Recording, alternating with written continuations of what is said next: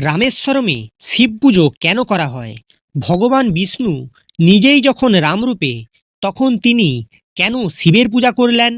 রামেশ্বরমে শিব পূজার রহস্য কি? লঙ্কায় যাবার আগে রাম দাঁড়ালেন সমুদ্র তীরে। সামনে যুদ্ধ, পেছনে ধর্ম। রাম জানতেন রাবণ শুধু রাজা নয়, সে ছিল শিব ভক্ত ব্রাহ্মণ। ব্রাহ্মণ বধের আগে প্রায়শ্চিত্ত করা দরকার। তাই বিষ্ণু অবতার রাম নিজ হাতেই গড়লেন শিবলিঙ্গ। এটাই রামেশ্বরম। রাম প্রমাণ করলেন ভগবান হয়েও তিনি অহংকার নেননি। বিষ্ণু শক্তির প্রতীক, শিব সংযম ও ধ্বংসের নিয়ন্ত্রক। এই পূজার অর্থ হলো ধর্মে জয় পেতে হলে অহংকার ত্যাগ করতেই হবে। রামেশ্বরম শেখায় সবচেয়ে বড় শক্তিও নম্রতা ছাড়া অসম্পূর্ণ।